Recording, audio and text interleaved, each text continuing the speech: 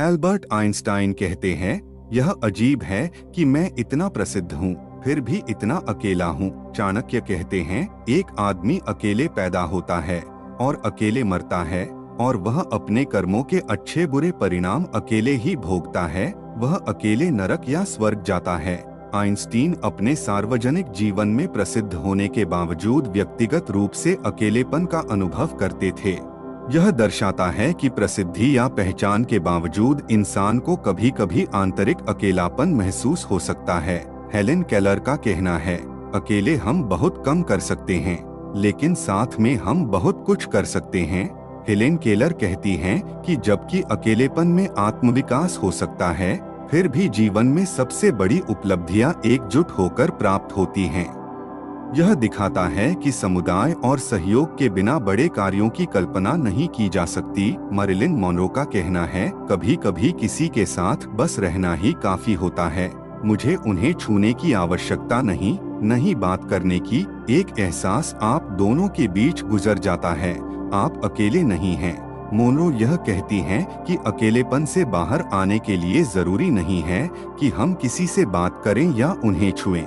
कभी कभी सिर्फ एक दूसरे की उपस्थिति और समझ ही आपको अकेला महसूस नहीं होने देती। चाणक्य कहते हैं, एक आदमी अकेले पैदा होता है और अकेले मरता है और वह अपने कर्मों के अच्छे बुरे परिणाम अकेले ही भोगता है। वह अकेले नरक या स्वर्ग जाता है। चाणक्य कहते हैं कि जन्म से लेकर मृत्यु तक हर इंसान अकेले ही अपनी यात्रा करता है, चाहे अच्छे कर्म हो या बुरे। हर व्यक्ति को उनके परिणाम अकेले ही भोगने होते हैं। यह अकेलेपन की सच्चाई को दर्शाता है कि हमें अपने जीवन के हर पहलू के लिए अकेले ही जिम्मेदार होना पड़ता है।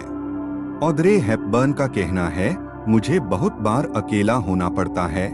मुझे खुशी होती अगर मैं शनिवार रात से लेकर सोमवार सुबह तक अकेले अपने अपार्टमेंट में रहूं।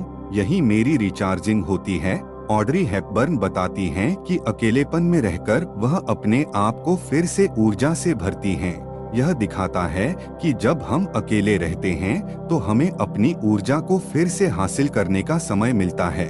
आगे कहती है, मैं अकेला नहीं रहना चाहती, मैं बस अकेला छोड़ दिया जाना चाहती हूँ। यहाँ हेपबर्न कहती हैं कि उन्हें अकेलापन बुरा नहीं लगता, बल्कि वह चाहती हैं कि उन्हें शांति से और बिना किसी के हस्तक्षेप के अकेला छोड़ा जाए।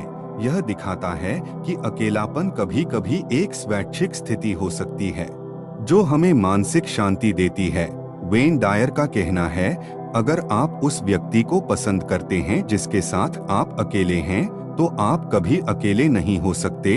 वेन डायर कहते हैं कि अकेलापन सिर्फ शारीरिक रूप से अकेले होने के बारे में नहीं है, बल्कि इस बात पर निर्भर करता है कि हम अपनी कंपनी को कितना पसंद करते हैं। माया एंजेलू का कहना है, हम अपनी अज्ञानता को हम पर हावी होने देते हैं और हमें यह सोचने के लिए मजबूर करते हैं कि हम अकेले जी सकते हैं। अकेले टुकड़ों में, अकेले समूहों में, अकेले नस्लों में, यहाँ तक कि अकेले लिंगों में भी। माया एंजेलो कहती हैं कि समाज अपनी अज्ञानता के कारण हमें यह भ्रमित कर देता है कि हमें अपनी नस्ल, लिंग या समूहों से अलग थलग रहकर अकेले जीने की जरूरत है।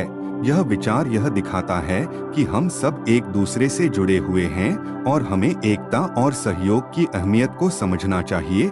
जॉर्ज कार्लिन का कहना है, अगर यह सच है कि हमारी प्रजाति ब्रह्मांड में अकेली है, तो मुझे कहना पड़ेगा कि ब्रह्मांड ने बहुत कम उम्मीदें लगाई हैं और बहुत कम पर बस गया है। जॉर्ज कार्लिन हंसिन जात में यह कहते हैं कि अगर हम ब्रह्मांड में अकेले हैं, तो शायद ब्रह्मांड ने हमारी प्रजाति को बहुत मामूली समझा है। यह विचार ब्रह्मांड की विशालता की ओर इशारा करता है और यह कि हमारी मानवता अकेलेपन में शायद उतनी महत्वपूर्ण नहीं लगती। अब्दुल कलाम का कहना है, आसमान को देखो, हम अकेले नहीं हैं। पूरा ब्रह्मांड हमारे प्रति दोस्ताना है और केवल उन लोगों को सर्वश्रेष्ठ देने की साजिश करता है जो सपने देखते हैं और मेहनत करते हैं। एपीजे अब्दुल कलाम एक सकारात्मक दृष्टिकोण प्रदान करते हैं, जिसमें वह कहते हैं कि हम ब्रह्मांड में अकेले नहीं हैं। ब्रह्मांड हमें अपना समर्थन देता है, खासकर उन लोगों को जो सपने देखते हैं और मेहनत करते हैं। यह दृष्टिकोण अकेलेपन को एक अवसर के रूप में देखता है, जिसमें हम अपने लक्ष्यों के लिए काम कर सकते हैं। मार्टिन लूथर का कहना है, हर आदमी को दो काम अकेले करने होते हैं, उसे अपनी आस्था पर विश्वास करना और अपनी मृत्यु का सामना करना। मार्टिन लूथर का कहना है कि कुछ काम ऐसे होते हैं जिन्हें हमें अकेले ही करना होता है, जैसे विश्वास करना और मृत्यु का सामना करना। यह इस बात को दर्शाता है कि जीवन के कुछ महत्वपूर्ण और व्यक्तिगत अनुभवों को हम अकेले ही भोगते हैं, चाहे वह आस्था हो या मृत्यु। हेनरी डेविड थोरेउ का कहना है, मैंने कभी ऐसा साथी नहीं पाया जो एकांत से ज्यादा साथ देने वाला हो। हम अक्सर जब दूसरों के बीच जाते हैं तो अधिक अकेला महसूस करते हैं, बजाय इसके कि हम अपने कमरे में अकेले रहें। एक आदमी सोचते या काम करते हुए अकेला होता है। थोरेउ का यह विचार दर्शाता है कि कभी कभी हमें दूसरों के साथ होते हुए भी अकेलापन महसूस होता है।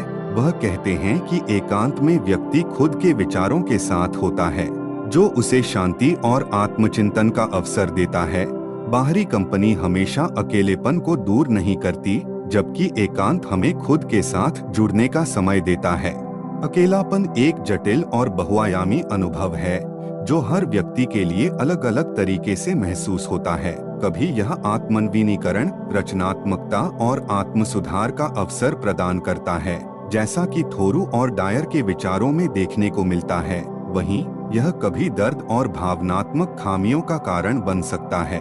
आइंस्टीन और चाणक्य जैसे विचारक अकेलेपन के दुखद पहलुओं को पहचानते हैं, जबकि हेपबर्न और मोरो इसे शांति, आत्मचिंतन और पुनर्नवीनीकरण के रूप में देखते हैं।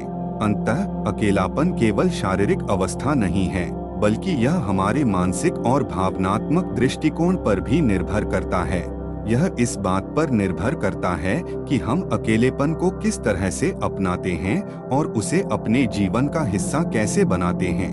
जब हम अकेलेपन को समझदारी से अपनाते हैं, तो यह हमें आंतरिक शांति और आत्मनिर्भरता की ओर मार्गदर्शन करता है। दूसरी ओर, अगर यह भावनात्मक अलगाव और कष्ट के रूप में आता है, तो यह हमें आत्मसंदेह और अकेलेपन की गहरी खाई में धकेल सकता है। इस तरह अकेलेपन का अनुभव और उसका प्रभाव पूरी तरह से हमारी मानसिकता और उसे अपनाने के तरीके पर निर्भर करता है।